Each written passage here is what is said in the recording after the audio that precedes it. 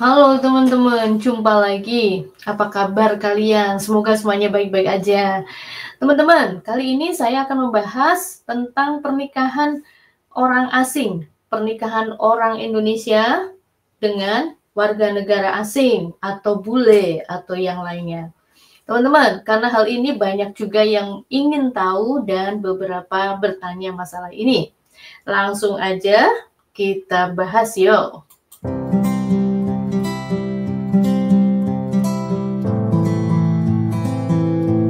Pada kesempatan ini, buat kalian yang punya pasangan orang asing, mungkin penasaran, kayak gimana dong kalau misalnya ini calonku orang Belgia gitu, atau ini aku dapat kenalan orang Amerika, gimana ya nanti menikahnya itu harus bagaimana? Apakah menikah di KUA, ataukah menikah di negaranya, atau seperti apa? Terus yang ingin kalian ketahui juga, apakah pernikahan ini nanti bisa diakui baik di negara sendiri atau diakui di negara calon suami saya gitu kan? Kalian kan pengen tahu. Jadi, pada dasarnya pernikahan dengan warga negara asing atau bule itu diakui secara internasional. Kalau kalian melakukan prosedur atau legalitas yang berlaku di negara di mana tempat pernikahan itu dilangsungkan. Oke, nanti poin-poinnya akan kita bahas. Jadi yang paling penting kalian harus tahu adalah di mana kalian akan melangsungkan pernikahan itu. Itu aja dulu. Kalau kalian akan melakukannya di Indonesia, otomatis kalian harus ikuti prosedurnya. Oke teman-teman, maaf ya tadi ada iklan lewat. Biasa suami pas ngajak ngomong. Oke, lanjut. Jadi poinnya adalah, saya ulangi lagi, di mana kalian akan melangsungkan pernikahan tersebut. Itu kan yang paling pentingnya. Jadi pernikahan itu mau di negaramu kah atau mau di negaranya si dia, calon suamimu itu. Itu. Nah, disitulah kamu akan melegalkan, membuat legalisasi pernikahan itu tersebut. Oke, berikutnya saya akan menjelaskan poin-poinnya supaya pernikahan itu sah secara hukum ya. Pernikahan yang sah secara hukum adalah pernikahan harus dilangsungkan sesuai dengan hukum dan peraturan negara tempat pernikahan tersebut dilakukan. Oke? Sekarang misalnya kamu mau menikahnya di Indonesia.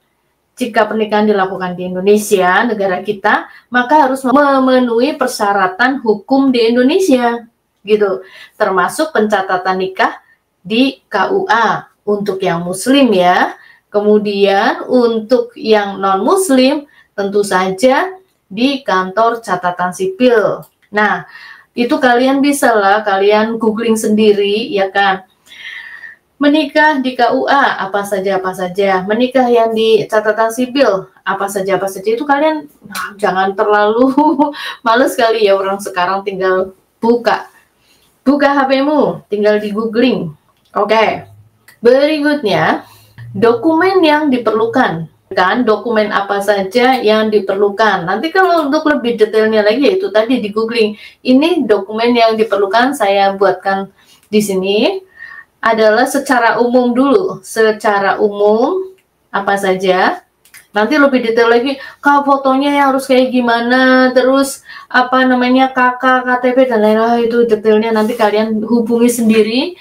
Mau di KUA mana atau di catatan sipil mana, di mana kamu berdomisili, kamu tinggalnya mana atau mana KTP-mu mana, itu terserah kamu ya. Itu kamu tinggal hubungi kantornya. Tapi secara umum adalah baik pasangan WNI maupun yang WNA harus melengkapi dokumen-dokumen seperti ini yang diminta, yaitu ini yang pertama memang penting sekali adalah keterangan belum menikah atau CNI. Apa sih artinya? Ya keterangan belum menikah kalau dalam bahasa Indonesia. Kalau nanti dikasih tahu ke calonmu, itu adalah surat yang menunjukkan bahwa dia itu bebas untuk menikah. Artinya dia itu tidak terikat dalam suatu perkawinan, baik perkawinan dengan istrinya sekarang atau dia tidak bebas untuk menikah secara hukum gitu ya. Mungkin dia itu ada masalah jadi belum bisa nikah, apa surat kawin surat cerainya belum keluar atau apa. Nah, yang kayak gitu itu kalian harus mintakan dulu gitu ya. Oke, selanjutnya adalah paspor atau identitas lainnya. Kita yang WNI-nya, pasti WNI-nya kita akan dibutuhkan KTP-nya lah, KK-nya lah, itu kamu hubungi KUA atau kantor catatan sipilnya ya. Lalu selanjutnya surat persetujuan atau dokumen lainnya yang diminta pihak-pihak berwenang. Oke, saya tadi udah sebutkan ya teman-teman. Kita lanjutkan aja. Sekarang masalah pencatatan sipil di negara asal WNA. Nah, yang ini saya akan menambahkan buat kalian pencatatan sipil di negara asalnya calon kalian itu. Si pengantinnya gitu ya. Di sini menurut saya kalian itu menentukan dulu, namanya menikah dua bangsa dari dua negaramu dan negara dia, kalian itu akan menentukan mau tinggal di mana, ya kan? Mau tinggal di Indonesia atau mau tinggal di negaranya. Itu yang saya pertanyakan kan. Bukan saya pertanyakan, teman-teman tahu maksudnya. Kalian sudah punya rencana mau tinggal di mana? Itu maksudnya. Kalau setelah menikah kalian mau tinggal di Indonesia, ya dilengkapi semua itu pencatatan nikah di KUA-nya atau di catatan sipilnya untuk yang non-muslim. Kemudian itu semua prosedur, langkah-langkahnya kamu ikuti semuanya dengan baik dan benar sampai kamu dapat semua komplit, sampai nanti akan mendapatkan sertifikat nikah, kemudian nanti akan dipakai untuk sponsor si suamimu itu untuk mendapatkan izin tinggal atau yang namanya kitas kalau di Indonesia. Kalau di negara lain nanti sebutannya beda-beda ya, karena misalnya kalau di Amerika di sini sebutannya green card gitu kalau menikah di Amerika. Kak, gimana kalau setelah menikah di Indonesia saya juga pengen tercatat pernikahan saya di negaranya si suami? Apakah itu boleh? Boleh aja. Cuma masalahnya tidak sesederhana itu kan. Karena kalian kan mesti menentukan kalau mau tinggal di Indonesia, ngurusi pernikahan di Indonesia aja ribet. Pencatatan legalitasnya loh, bukan resepsi pernikahannya, upacara di gerejanya atau upacara pernikahan apa ya kalau secara muslim, apa sih kalau udah di setelah di depan penghulu itu ya resepsi gitu kan, pestanya gitu kan. Terus kan nanti ada acara sama keluarga lah ini tuh, nah itu aja udah ribet. Bukan itu aja ya maksud saya, legalitas sampai kalian dapat surat nikahnya itu loh, itu kan juga panjang kali lebar lah. Kalau kalian itu sudah beres dan ternyata memutuskan ternyata kita pengen tinggal di negaranya suami aja, nggak di Indonesia. Lah ini yang saya maksud, ini kalian akan diperlukan untuk mencatatkan pernikahanmu di negara suami. Nah, nanti tinggal diikuti aturannya seperti apa. Kalau di Amerika sini, pencatatan dari negara kita itu sudah resmi, lalu dibawa ke Amerika untuk dicatatkan di townhouse-nya. Apa sih townhouse-nya ya? Kayak kantor kecamatan kali ya. Pokoknya kantor pemerintahannya sini. Catatan sipilnya sini. Nah, itu dicatatkan. Kalau kalian memang di Indonesianya belum melakukan pernikahan secara resmi, ya kalian tinggal melaksanakan di negara suami. Gitu. Ya tinggal diikuti aja. Kak, apa aja itu surat-suratnya, aturannya? Lah, itu kalian harus buka sendiri. Googling juga. Maksudnya googling begini. Kan satu negara dengan negara lain kan nggak sama. Itu maksud saya.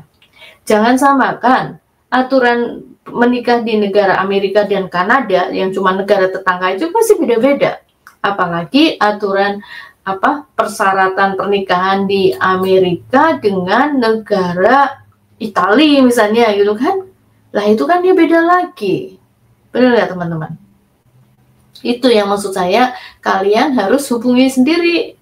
Hubungi kedutaannya, atau ya kalau sekarang kalian tidak perlu datang ke kedutaannya, Kak, saya kan tinggalnya di daerah, nggak di Jakarta. Ya, googling aja dulu lah website resminya kedutaan negara tersebut.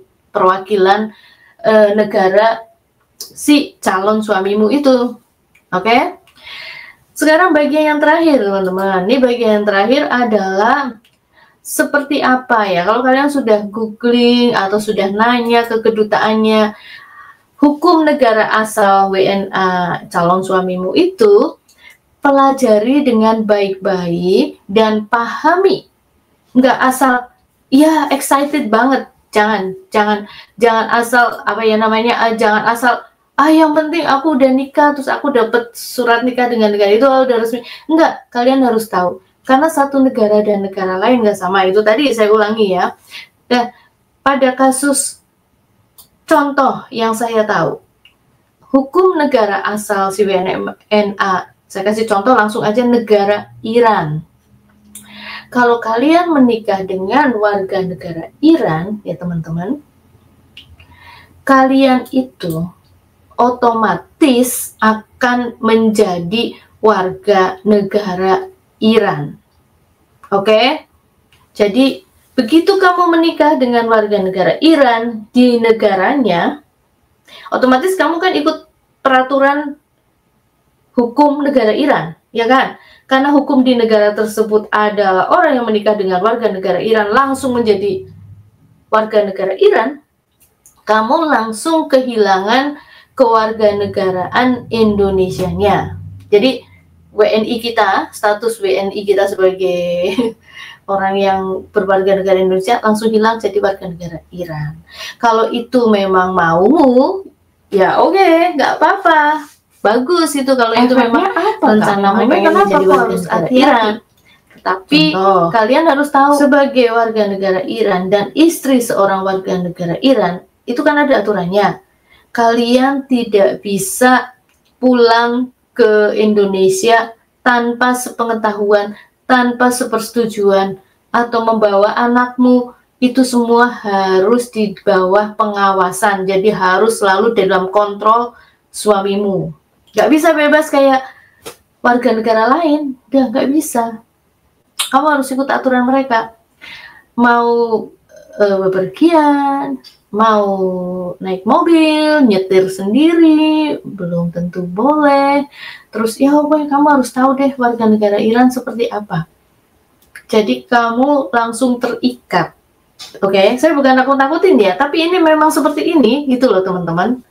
Terus mungkin kalian juga nanya gini, loh Kak, kalau misalnya memangnya kalau menikah dengan warga negara lain nggak otomatis? Itulah tadi saya bilang satu negara dengan negara lain itu kan nggak sama. Itu saya ambil kasus contoh, itu Iran. Kalau Amerika, Kanada, Jepang, yang lain yang saya tahu itu tidak seperti itu. Kita nggak otomatis menjadi warga negara si suami. Contoh saya menikah dengan warga negara Amerika, ya kan? Suami saya kan US citizen, orang Amerika. Saya nggak otomatis jadi warga Amerika, warga negara Amerika itu nggak otomatis. Loh, Kak, kok kayak gitu? Iya. Tapi kenapa Kakak bisa tinggal di Amerika? Karena setelah menikah dengan orang Amerika ini, saya mendapatkan izin tinggal atau yang disebut green card ya, kalau di sini sebutannya green card karena kartunya memang warnanya hijau. Itu adalah lawful permanent resident atau orang yang diberi hak untuk menjadi penduduk tetap di Amerika. Penduduk tetap itu bukan berarti warga negara Amerika, karena hak-hak saya dan warga Amerika itu tidak sama. Gitu. Contoh, perbedaannya apa? Yang tidak samanya aja ya. Kalau yang samanya tuh, saya sebagai penduduk tetap, saya punya hak tinggal, saya punya hak untuk bepergian, keluar masuk Amerika, bebas gitu. Nggak perlu minta visa lagi. Terus, saya bisa bekerja di Amerika, kalau mau kerja gitu ya. Ini maksudnya kalau mau kerja, boleh. Jadi kayak udah termasuk visa kerja itu udah masuk, bekerja boleh, bepergian boleh, beli properti, mau beli rumah, mau beli tanah, yang penting ada duitnya aja. Ya kan, yang penting punya duitnya aja buat beli boleh. Meskipun saya bukan warga negara Amerika itu boleh, itu hak-haknya. Nah, kalau kewajibannya ya harus patuh ikut aturan sini, ya kan, nggak boleh melanggar lampu merah, nggak boleh berbuat kriminal dan lain itu sama lah ya, hak-hak hukum gitu. Yang membedakan terus apa dong? Kalian pengen tahu apakah bedanya? Bedanya dengan warga negara Amerika adalah saya tidak boleh sama sekali untuk ikut pemilu, baik pemilu daerah, pemilu kada ya, memilih gubernur, senatnya sini, ataupun federal election, pemilu nasional yang memilih presiden, saya nggak boleh. Paham? Ya, itu sih masuk akal. Lagian ngapain juga kita sebagai WNI milih presidennya orang, ya nggak sih? Ngapain juga gitu. Tapi memang nggak boleh, itu nggak boleh melanggar hukum. Karena saya bukan warga negara Amerika. Itu bedanya itu aja, nggak bisa ikut pemilu. Udah. Oke? Nah, terus kalau negara lain, saya pikir pada garis besarnya sama. Penduduk tetap itu bukan warga negara. Itu nggak otomatis. Nah, terus memangnya kakak nggak pengen jadi warga negara Amerika? Oke, ya mungkin di kemudian hari saya pengen. Tetapi saya itu karena mendapatkan green card berdasarkan pernikahan dengan orang Amerika, saya sudah memenuhi syarat. Setelah kita 3 tahun sebagai pemegang green card, kita boleh mengajukan gitu loh, mengajukan untuk menjadi warga negara Amerika. Nanti ada tesnya, nanti ada persyaratan surat-surat yang harus dipenuhi, nanti diwawancara, terus nanti disumpah, seperti itu. Jadi urutannya panjang teman-teman, nggak otomatis, dan itu pilihan juga. Misalnya saya nggak mau, nggak ada niat jadi warga negara Amerika juga boleh. Kenapa nggak mau? Ya, misalnya saya masih punya cita-cita di kemudian hari ini pensiun, ya udah pensiun juga, pengen tinggal di tanah air, ngapain juga jadi warga negara Amerika, ya kan? Siapa tahu suami mau pensiun di tanah air kita, kan jadi saya nggak perlu ganti-ganti kewarganegaraan, kan saya masih WNI, gitu. Nah, suami nanti saya sponsori untuk tinggal di Indonesia, menjadi penduduk tetap untuk mendapatkan seperti green card, kalau di Indonesia namanya KITAS itu ya. Jadi gitu gambarannya kalian. Mudah-mudahan kalian paham. Saya pikir udah semuanya sudah saya bahas ya kan. Jadi tergantung hukum negara mana gitu. Oke? Hukum negara mana yang akan kalian ikuti, yang akan kalian jalani. Karena beberapa negara memiliki persyaratan tambahan, ada harus dilegalisasi lagi, didaftar ulang atau apa. Itu kalian akan mendapatkan informasi lebih jelasnya, lebih lanjutnya harus menghubungi sendiri negara asal si suamimu. Saya pikir udah jelas. Nanti kalau kalian masih ada yang ingin dibahas, silahkan tulis di kolom komen. Saya akan buatkan videonya. Saya akan membahas masalah tersebut. Ini penjelasan secara garis besar pernikahan campur antar negara. Oke, mungkin begitu saja. Sampai ketemu lagi teman-teman di video yang akan datang. Tetap semangat, sehat-sehat selalu. God bless you all.